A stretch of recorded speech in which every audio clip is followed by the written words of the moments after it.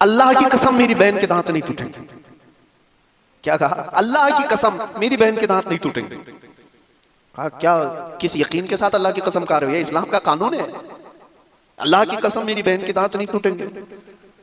وہ اٹھ کر کے چلے گئے کیونکہ دل کے اندر ایسا جوش تھا جس میں بول دیا انہوں نے.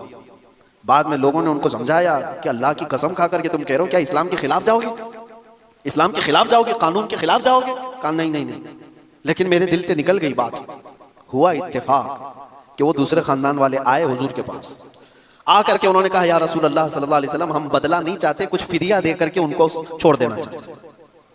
سامنے والے خود راضی ہو کر کے آئے. وہ آئے اور ان سے کہا کہ نہیں، ہم بدلے میں دانت نہیں توڑیں گے، کچھ فدیہ لے کر کے، کچھ دیت لے کر کے چھوڑ دینا چاہتے ہیں. یہ صحابی خوش ہو گئے. حضور کے پاس جبرائیل امین آئے. یہ واقعہ کیوں ہوا تھا؟ اس پر حضور پاک صلی اللہ علیہ وسلم نے ایک بات فرمائی جو بخاری شریف میں موجود ہے. اللہ کے نبی فرماتے ہیں کچھ بندے ایسے ہیں بکھرے بالوں والے، پراگندہ چہرے والے، دھول میں اٹے ہوئے، لیکن اگر وہ اللہ کی قسم کر دیں کسی چیز پر تو اللہ ان کی قسم پوری کر دیتا ہے. لو اقسموا علی اللہ لا بر، اگر وہ اللہ کو قسم دے دیں کسی بات کی، اللہ ان کی قسم کی لاج رکھتا ہے، ان کی قسم پوری کر دیتا ہے. یہ کون لوگ ہیں؟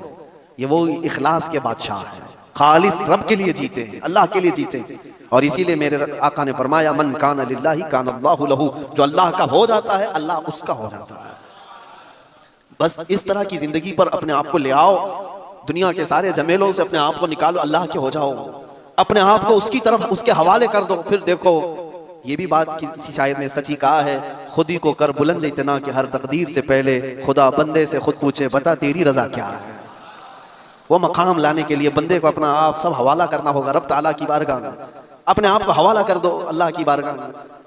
دو بہت بڑے بزرگ ہیں، یہ آخری بات مسلم شریف کے شرح میں امام نووی رحمۃ اللہ علیہ نے ان کا ذکر فرمایا.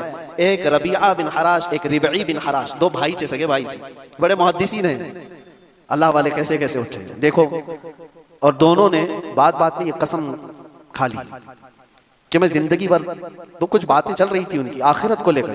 ان کے جو بڑے بھائی تھے ربعی یا چھوٹے تھے، انہوں نے قسم کھا لی جب تک میں جنت میں اپنے آپ کو نہیں دیکھ لوں گا اس وقت تک ہنسوں گا نہیں. اپنے آپ پر حرام کر لیا ہنسنا زندگی میں. ان کے دوسرے بھائی نے بھی کہا میں بھی قسم کھاتا ہوں کہ جب تک میں اپنے آپ کو جنت میں نہیں دیکھ لوں گا ہنسوں گا نہیں. کیسے لوگ تھے! اور زندگی بھر ان کو کوئی ہنستے ہوئے نہیں دیکھا، نہیں ہنسے.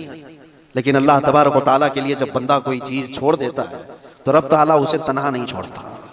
حضرت ربعی بن حراش بڑے بڑے محدثین نے یہ بات لکھی ہے، انتقال ہو گیا اس وقت تک نہیں ہنسے.